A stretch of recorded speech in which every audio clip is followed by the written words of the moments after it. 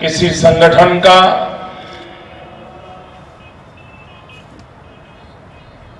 पचहत्तर वर्ष कार्यकाल पूरा होना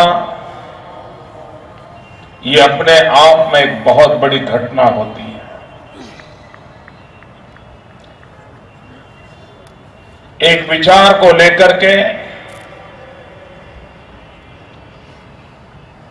अखंड अविरत एक निष्ठ होकर के इतने लंबे कालखंड तक कार्य को चलाना, उसका विस्तार करना, बदलते हुए कार्य के बीच भी अपने आप को रिलेवेंट रखना, भिन्न भिन्न प्रकार के मनवस्था के लोगों को जोड़ना, यह अपने आप में एक बहुत बड़ी तपस्या है। अमृत सरलता से कभी प्राप्त नहीं होता है। देवों को भी पूरा समुद्र मंथन करना पड़ा, तब जाकर के अमृत नसीब हुआ था। इस 75 के साल की यात्रा यह अपने आप में उस मंथन का काल है जो आज इस अमृत पर्वत तक पहुंचा है। और अमृत महोत्सव मनाने का सौभाग्य प्राप्त हुआ है। और इस अमृत महोत्सव का विषय भी इस देश की परंपराओं को उजागर करने वाला है। एक ईश्वर और विश्व परिवार। मानव आर्थिक कारणों से, आर्थिक आवश्यकताओं से, आर्थिक विचारों के प्रभाव में नए नए शब्दों को जन्म देता है, नई नई परंपराओं को विकसित करता है।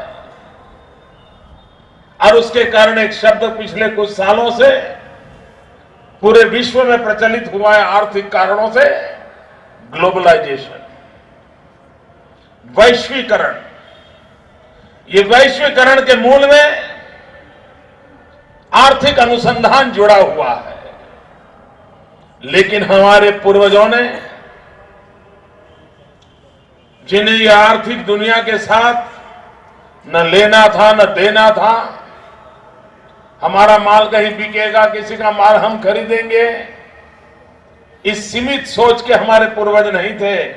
उस कालखंड में हमारे ऋषियों ने, मुनियों ने, वेद ने, उपनिषद ने हमें मंत्र दिया था, वसुधैव कुटुंबकम, पूरा विश्व एक परिवार। और उस महान चिंतन को लेकर के हम लोग आगे बढ़े हैं। विश्व के अनेक समाज ऐसे हैं कि जिनकी भिन्न भिन्न प्रकार की सोच ईश्वर के संबंध में है। कोई कहता है ये ईसाई का भगवान है, कोई कहता है ये मुसलमान का भगवान है, कोई कहता है ये हिंदू का भगवान है। ईश्वर को भी कोई इसका ईश्वर, कोई उसका ईश्वर, इस प्रकार से दुनिया में एक सोच बनी हुई है। और आज भी उस सोच को मानने वाले विश्व के कई समाज हैं। हर एक को लगता है कि उनका ईश्वर अलग है। एकमात्र यह देश ऐसा है, यहां की संस्कृति ऐसी है, यहां की परंपराएं ऐसी हैं कि जो प्रारंभ से आज तक हजारों वर्ष के इतिहास की धरोहर के साथ ये हमेशा कहता है ईश्वर एक है। और इसलिए हमारे यहां कहा गया है, एकम सत विप्राहा बहुधा वदंती। सत्य एक है, जानकार लोग उसको भिन्न भिन्न रूप में व्याख्यायित करते हैं। हमने कभी ये नहीं सोचा है कि फलाने का ईश्वर अलग है, हमारा ईश्वर अलग है। हमने यही कहा है कि ईश्वर एक है। उस तक पहुंचने के मार्ग अलग अलग हो सकते हैं। जिसकी जैसी क्षमता, जिसकी जैसी अनुकूलता, जिसकी जैसी योग्यता, उसके आधार पर वो अपना रास्ता बनाता है या अपना रास्ता चुनता है और ईश्वर को पाने का प्रयास करता है। लेकिन ईश्वर एक है, ये ईश्वर एक है हमारी धारणा है। और इसलिए कभी कभी ईश्वर के रूप की कल्पनाएं भी भक्त पर निर्भर रहती है। जैसा भक्त होता है वैसा भगवान होता है। ईश्वर तो एक है, लेकिन भक्त की कल्पना के अनुसार उसका प्रकटीकरण हमारे सामने आता है। अगर भक्त पहलवान है तो उसका भगवान हनुमान है। जैसा भक्त वैसा भगवान। अगर भक्त व्यापार व्यवसाय में लगा हुआ है तो उसका भगवान लक्ष्मी जी है। अगर भक्त ज्ञान की उपासना को समर्पित है तो उसका भगवान देवी सरस्वती है, मां शारदा है। तो जैसा भक्त वैसा भगवान, ये भक्त की परिकल्पना के कारण है। लेकिन इस बात को हमने स्वीकार किया हुआ है, ईश्वर एक है। यही तो देश है जहां आदि शंकराचार्य ने अद्वैत का सिद्धांत दिया था। शायद विश्व में आज भी इतने महामूल्य सिद्धांत को कहीं से भी सुनाई नहीं पड़ रहा है। सहस्त्रों वर्ष पहले इस विचार को हमारी भूमि पर चरितार्थ किया गया था, अद्वैत। और यूं तो अद्वैत शब्द सुनते हैं तो बड़ा भारी लगता है, ऐसा लगता है तो एक महान महान पंडितों का काम है। लेकिन थोड़ा सा बारीकी से उस शब्द को कान से सुनते समय अगर दिमाग को भी जोड़ दें तो पता चले जाए, बहुत ही सरलता से व्याख्यायित किया गया है। जहां द्वैत नहीं है वही अद्वैत है। मैं और आप भिन्न नहीं है, वही तो अद्वैत है। ईश्वर और इंसान भिन्न नहीं है, वही तो अद्वैत है। जहां द्वैत नहीं है वही अद्वैत है। यह हमारी परंपरा का बहुत बड़ी मिसाल रही है। हमारे ही देश की संस्कृति रही है, जो हमें जब हम किसी को नमस्ते कहते हैं तो उसके मूलभूत तत्व वही है कि तुम्हारे भीतर जो ईश्वर विराजमान है उसको मैं नमन करता हूं। नमस्ते, यह हमारी परंपरा रही है। और इसलिए आज जो पूरे विश्व में जो कॉन्फ्लिक्ट नजर आ रहे हैं, दुनिया जो संकटों में घिरी हुई है, उसकी गहराई में जाते हैं तो पता चलता है कि आखिरकार ये कॉन्फ्लिक्ट कहां से आए हैं। उसका मूल कारण यह है कि जब हमारे दिमाग में बैठता है कि होलियर देन धाओ, मैं तुमसे कुछ ज्यादा ऊंचा हूं या तुम मुझसे कुछ नीचे हो, तुम्हारा ईश्वर तो मेरे ईश्वर से 2 फीट छोटा है, मेरा ईश्वर तुमसे जरा बड़ा है। और तभी संकटों को जन्म होता है। और ज्यादातर विश्व ये होलियर देन दाओ की मानसिकता में बटा हुआ है। और तब जाकर के लोग कहते हैं कि तुम्हें अगर ईश्वर को प्राप्त करना है तो तुम मेरे रास्ते पर आओगे, तभी तुम्हें ईश्वर प्राप्त होगा। ये नहीं, वरना तुम्हारे जीवन में नरक के सिवा कुछ लिखा नहीं है। ये विकृत सोच विश्व में बनी हुई है कि तुम्हें ईश्वर प्राप्त करना है तो तुमको वही रास्ते पर आना पड़ेगा जिस रास्ते पर से मैं गुजर रहा हूं। हमारे ही पूर्वज थे, उन्होंने कभी ये नहीं कहा, हमारे पूर्वजों ने ये कहा था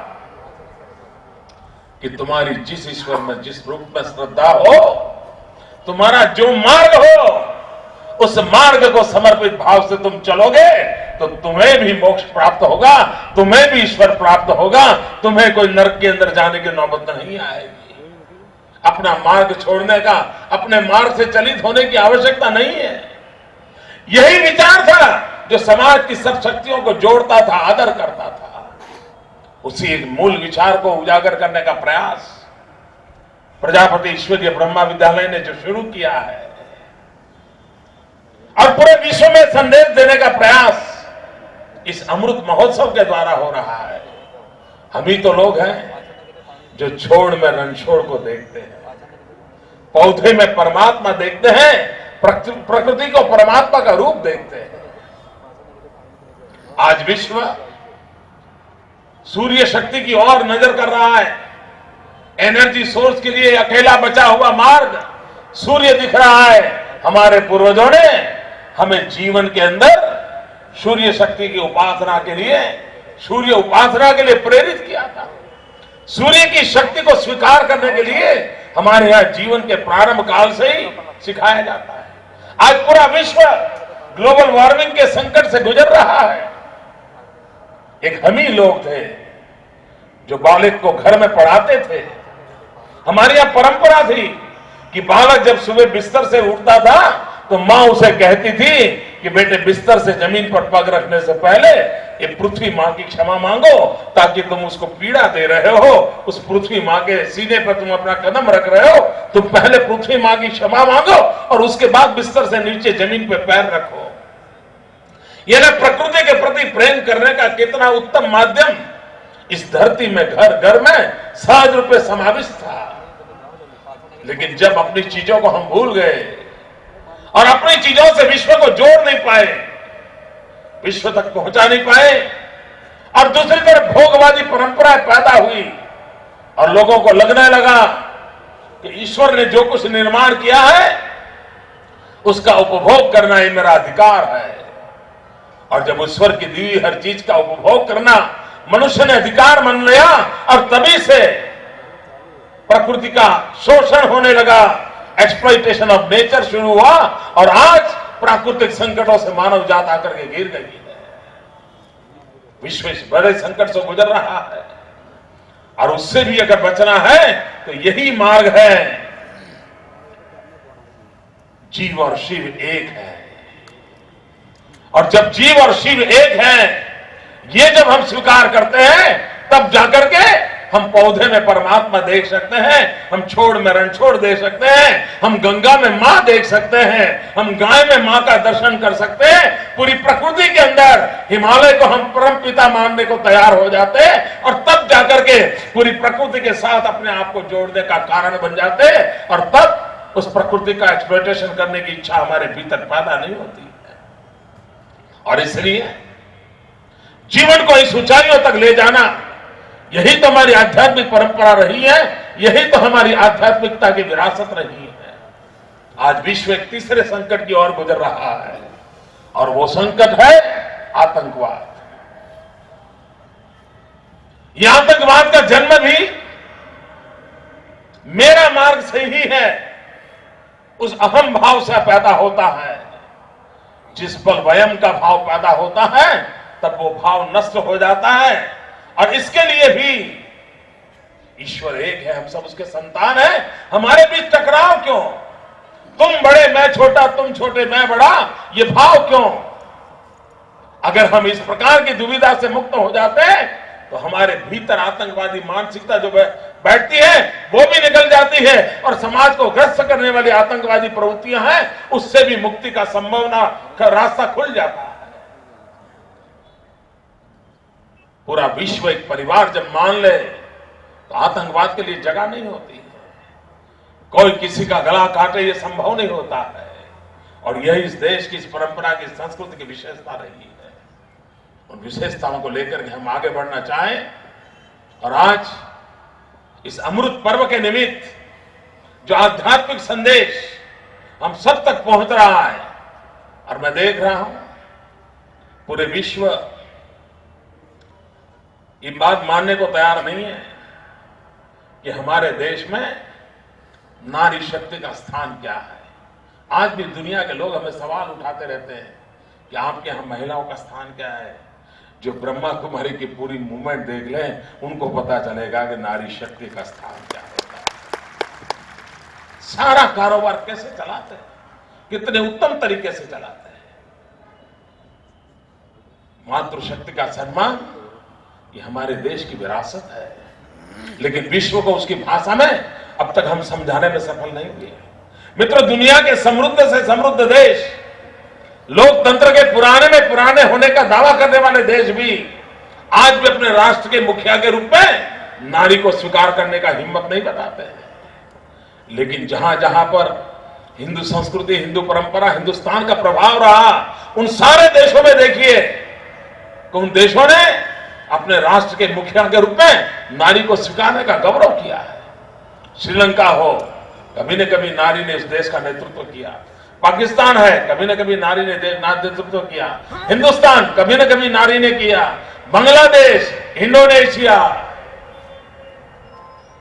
अनेक देश जहां पर हमारा सांस्कृतिक प्रभाव रहा है, उन सारे देशों में आज भी ये भूमिका है, नारी को समान स्थान दिया जाता है। लेकिन विश्व के अंदर आज भी हमारे विषय में अनेक भ्रम फैले हुए हैं।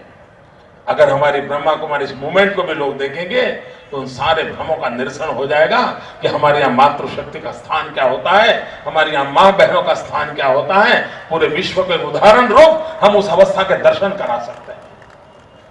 लेकिन ये तब हो सकता है जब हमें हमारी परंपराओं के प्रति आस्था हो, विश्व की मानव जात के लिए कल्याणकारी हमारे जो उसूल है उसके प्रति हमारी आस्था हो।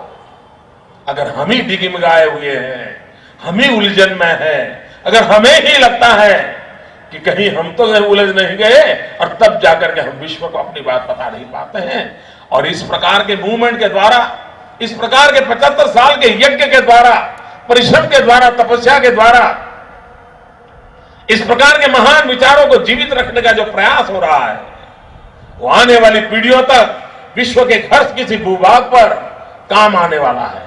इस महान कार्य को करने वाले आप सभी को मैं फिर एक बार वंदन करता हूं। और ईश्वर एक है, पूरा विश्व एक परिवार है। उस संकल्प को आगे बढ़ाने के लिए हम सब भी निमित्त बने, वो परमपिता हमें शक्ति दे।